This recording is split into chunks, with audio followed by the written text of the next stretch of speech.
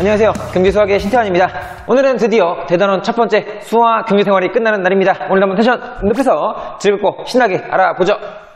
51페이지 기초문제 1번부터 짚고 넘어가겠습니다. 자, 문제를 보시면 7개 회사에 대한 재무 정보가 아래표와 같다고 한다. 모든 회사는 단 한 개 종류의 물건만을 생산한다고 가정할 때 다음 물음에 답하여라 라고 했습니다. 첫 번째 문제부터 보죠. 각 회사의 총 매출액을 구하여라 라고 했습니다. 참고로 이 문제가 좀 불친절한 게 매출액이란 말의 뜻이 무엇인지, 단가, 판매량, 이윤이란 말의 뜻이 무엇인지가 안 나와 있습니다. 이걸 천천히 짚으면서 넘어가 보죠. 우선은 단가라는 것은 물건 한 개의 가격을 말합니다. 즉 회사당 한 종류의 물건밖에 없다고 했으니까 이 물건 한 개의 가격이 A 회사는 4만원이라는 얘기죠. 판매량은 말 그대로 이 4만원짜리를 25개 팔았다는 얘기입니다. 매출액은 총 판매한 금액을 말합니다. 판매 금액. 그러면 4만원짜리를 25개 팔았으니까 총 매출액은 2를 곱해주면 되겠죠. 그래서 25 곱하기 4에서 100만원이 총 매출액이 되는 것입니다. 마찬가지죠. B, C, D, E, G까지 전부 다 두 개를 서로 곱하여서 계산해주면 왼쪽에 나오겠죠. 계산기 뚜르게 보면 6에 250, 175, 225, 300, 그리고 300, 315, 3이고요. 그리고 50. 이렇게 되겠습니다. 자, 다음 문제 보죠. 자, 7개 회사의 총 매출의 합을 구하라고 했습니다. 총 매출의 합이니까 단순하게 이것을 세로로 다 더해 주시면 되겠네요. 다음에서 좀 얼마 나오냐? 1415만원이 나오겠습니다. 참고로 여러분 교과서에는 100만원이라고 답지에 나와 있는데 잘못된 거고요. 다음 3번으로 가죠. 7개 회사의 총 이윤의 합을 구하여라 라고 했습니다. 총 이윤의 합을 구하여라. 말 그대로 그렇게 이윤을 다 더해주면 되는데, 참고로 이 이윤이란 것이 무엇이냐? 이윤은 총 매출액이 있죠. 어쨌든 물건을 가격만큼 팔아서 나온 매출액에서 공장에서 물건을 만들면 생산할 때 인건비도 돼야 되고 또 재료비도 돼야 되고 세금도 내야 되고 전기세 여러 가지 요금들이 다 들겠죠. 그러한 여러 가지 수반되는 생산 비용을 빼고 남은 순수익, 이 순수익을 이윤이다 라고 생각하시면 되겠습니다. 이윤 또는 뭐 순수익 이렇게 말을 하기도 하는데, 그래서 매출액에서 생산할 때 필요한 모든 비용, 모든 재반 비용을 뺀 가격이 이윤이다 이렇게 생각하시면 되겠습니다. 그러면 어쨌든 이거 세로로 다 더해 주시면 이거 얼마 나오냐면 305만원이 나오게 되겠습니다. 다음 3개의 회사 중 수익성이 가장 좋은 회사 3개를 고르라고 했습니다. 그러면서 수익성은 이윤 나누기 매출액이다 라고 했습니다. 그러면은 100분의 45가 되는 거고요. 250분의 125가 되는 거고요. 결국은 이거 다 해보란 얘기죠. 요 수익성을 계산해보면 각각 얼마 나오냐면 A 순서대로 0.45, 0.5, 0.14, 그리고 0.11, 그리고 0.05, 그리고 0.19, 끝으로 0.2가 나오겠습니다. 그럼 수익성이 가장 좋은 회사 3개는 0.45, 0.5, 그리고 0.2. 그래서 A, B, G가 수익성이 가장 좋은 회사 3개고요. 5번 단위 제품당 평균 수익률을 계산하는 공식을 만들어라 라고 나와 있습니다. 평균 수익률, 물건을 팔았을 때 얼마만큼 이익이 되냐 이거죠. 그렇다면 이 평균 수익률은 물건 하나의 가격분해, 즉 한 개 단가 중에서 한 개의 이윤이 되겠죠. 물건 한 개 팔았을 때 남는 이윤이 되겠습니다. 그러면 얘는 한 개 단가 4만원 나와 있죠. 그럼 한 개 단가인데 우리 잠시 한 개 이윤을 생각해보죠. 한 개 이윤은 전체 25개의 총 이윤이 45니까 한 개의 이윤은 이 총 이윤을 판매 개수로 나눠주면 되겠죠. 그럼 다시 해보면 한 개 이윤은 곱하기 한 개 이윤 대신에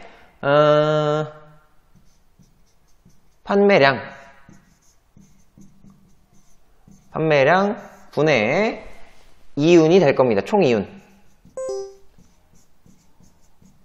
이것이 되는 거죠.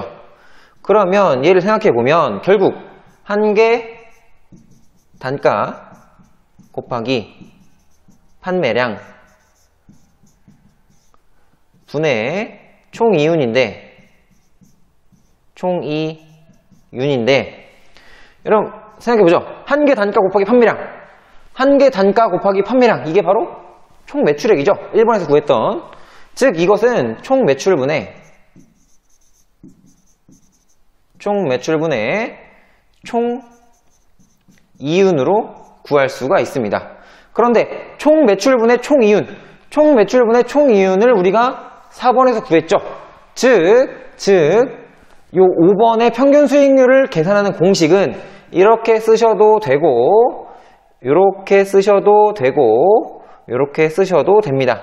참고로 여러분 답안지에는 다른 게 나와 있는데 그거는 전혀 엉뚱한 해답이기 때문에 참고로 여러분 교과서에는 무수히 많은 오류가 있습니다. 그래서 그 답지라던가 교과서에 있는 풀이를 그대로 밀리시면 안 되고요. 그냥 좀 많은 부분이 잘못된 교과서다 이렇게 생각하시면 되겠습니다. 그래서 요 5번은 공식은 요 첫 번째 걸 써주시던가 아니면은 요 깔끔하게 제일 마지막 거 이렇게 두 가지 정도로 써주는 게 좋을 것 같습니다.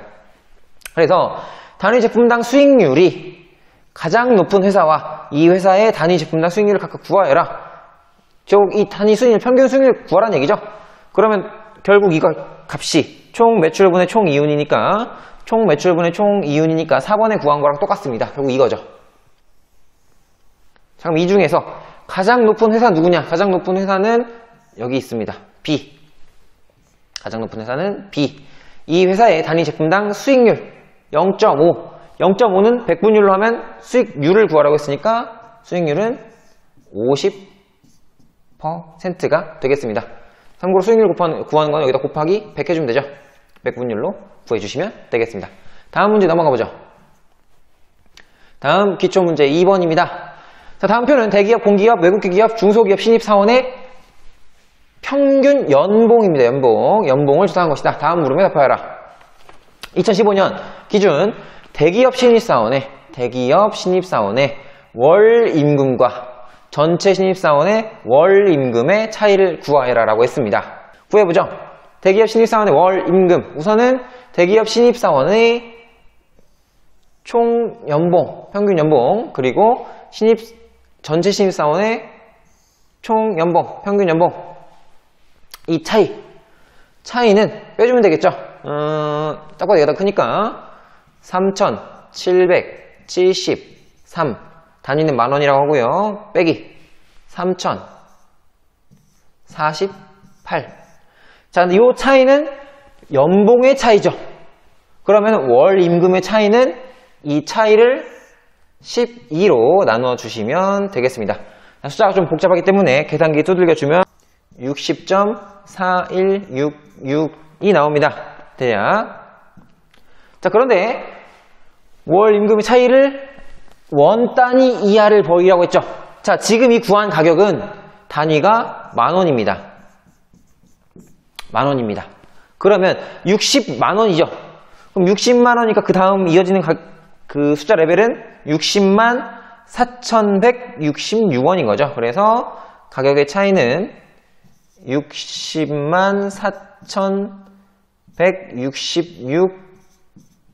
4,166원 이렇게 해서 써주시면 되겠습니다.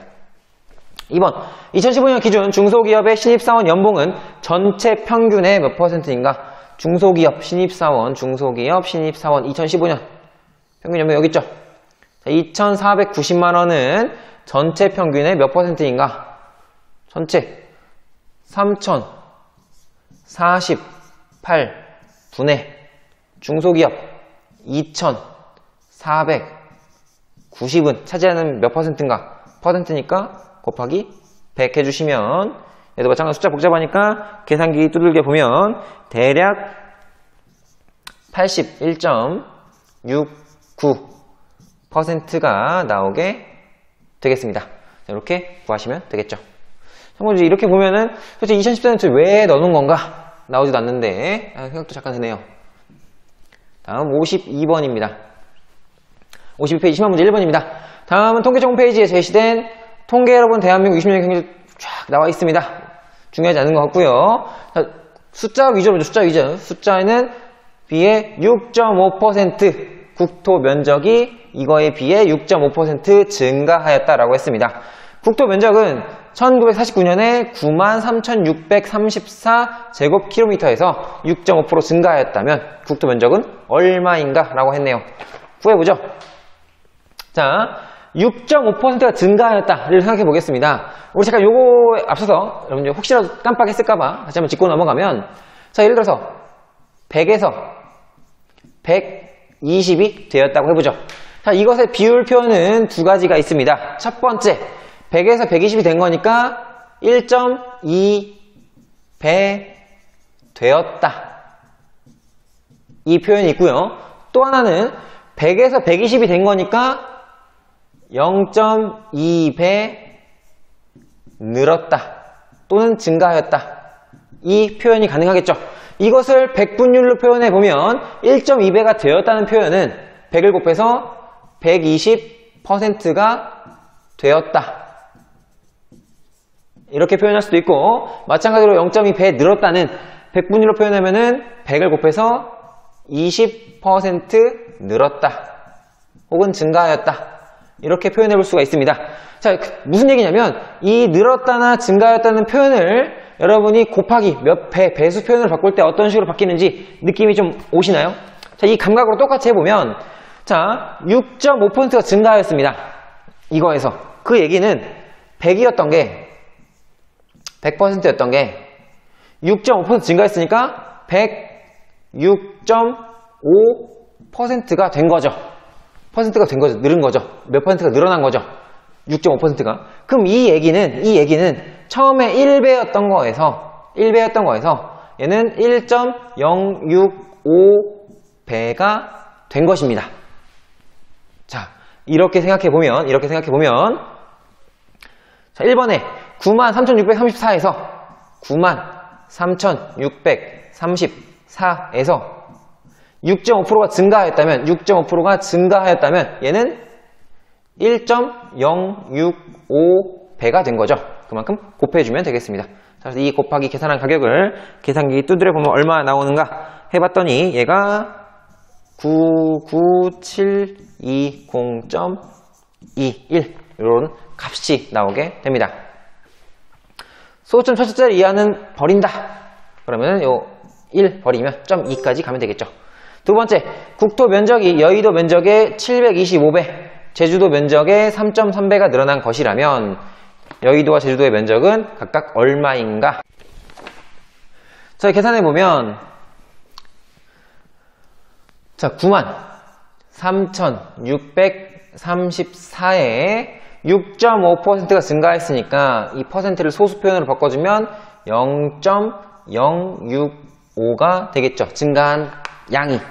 자, 그럼 요만큼 증가했는데 이 아이는 여의도 면적을 기준으로는 725배가 되고 얘가 제주도 면적을 기준으로는 3.3배가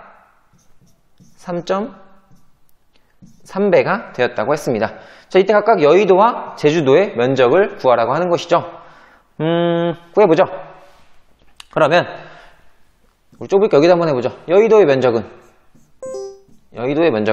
얘 구하려면 725로 얘를 나눠주면 되겠죠. 그래서 725분의 93634 곱하기 0.065를 해주시면 되겠습니다. 자, 계산하면 얘가 얼마 나오는가? 여의도 면적이 대략 8.394가 나오게 되겠습니다. 마찬가지 방식으로 제주도의 면적을 구해보면 마찬가지로 이 왼쪽에 있는 항을 3.3으로 나눠주면 되겠죠. 이 값은 대략 1844.306이라는 값이 나오게 되겠습니다. 숫자 좀 많이 지저분하죠? 이 구조 자체는 간단합니다. 숫자가 좀 클 뿐이지 구조는 간단하기 때문에 조금 연습해 보시면 쉽게 풀 수 있을 겁니다. 시간 문제 2번 보도록 하겠습니다. 농경지 면적은 1949년 2535에서 이거에서 70년대 초반까지 증가하다가 점차 감소하여 2007년에는 19,901이 되었습니다. 2007년 농경지는 1949년과 대비하여 몇 퍼센트 감소하였는가? 라고 물어봤습니다. 자, 얼마 감소했는지 한번 찾아보도록 하겠습니다. 우선 그 비율 보죠. 어느 정도 비율의 변동이 있었는지. 첫 번째, 원래는 1949년에 2535였죠.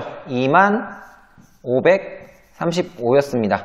그런데 변화가 있었습니다. 얼마로 변했냐면 19,901이 된 거죠. 자, 이것을 백분율로 나타내어 보면 얘는 대략 96.91이 나오게 됩니다. 즉 무슨 얘기냐면 과거 대비 2007년에는 96.91%만 남은 거죠. 그렇다면 몇 퍼센트 감소한 건가요?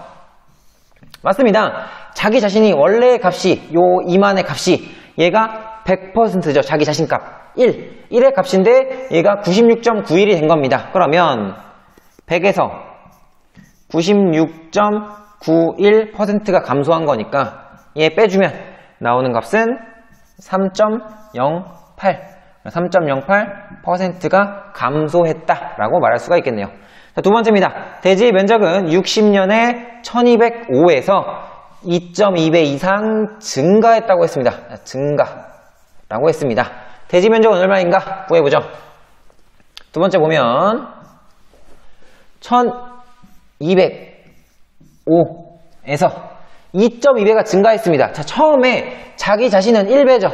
자기 자신은 1배입니다. 여기서 플러스 증가한 거니까 2.2배가 증가하니까 총 몇 배가 된 거냐면 3.2배가 되는 것이죠.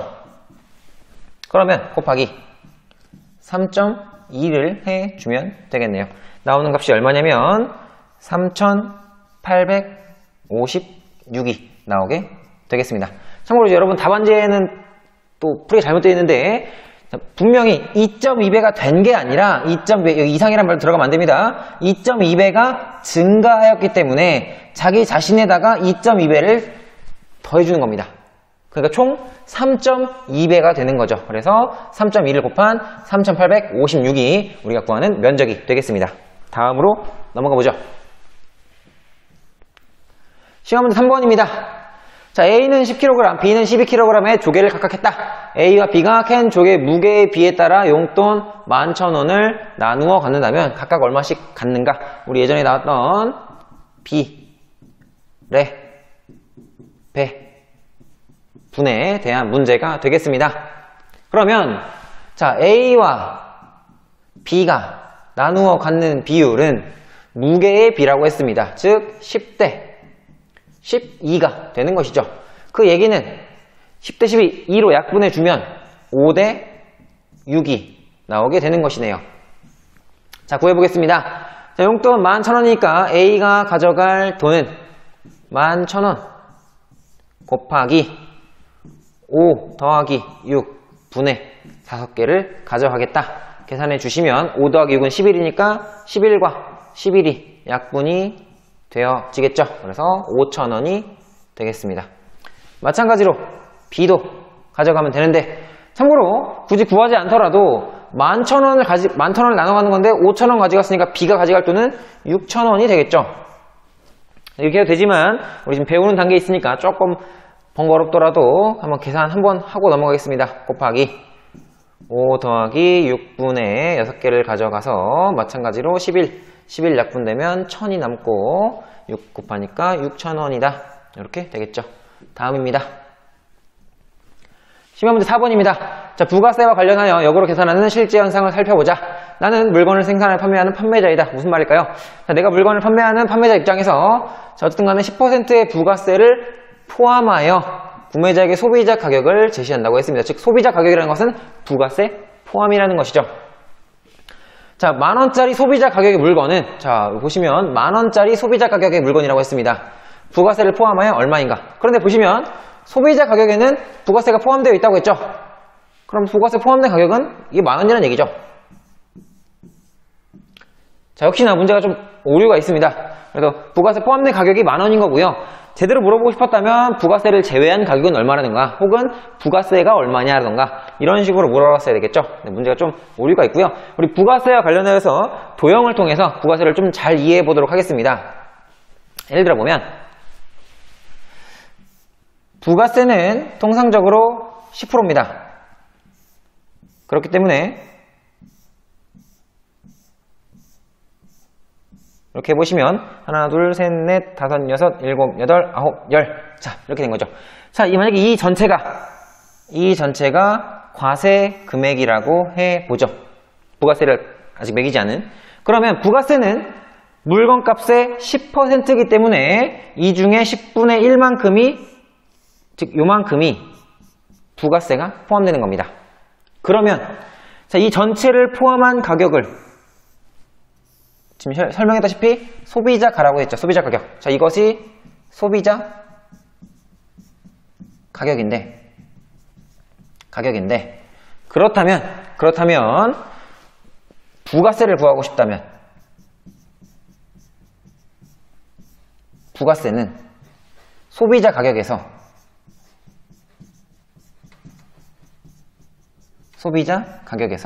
곱하기. 자, 소비자 가격은 개수로 세면, 조각의 개수로 세면 하나, 둘, 셋, 넷, 다섯, 여섯, 일곱, 여덟, 아홉, 열, 11개죠. 11분의. 부가세는 요 색칠된 거 요겁니다. 한 조각이죠. 그래서 11분의 1을 곱해주시면 됩니다. 그래서 하나의 공식처럼 부가세는 소비자 가격에서 11분의 1을 곱해주면 되는구나. 아니면 11로 나눠주면 되겠구나. 라고 생각하시면 되고요. 또 하나. 그러면 부가세 별도가. 자, 이것은 얼마인가 생각해보죠. 부가세를 뺀 가격 말하는 겁니다. 그럼 얘는 마찬가지로 소비자 가격에서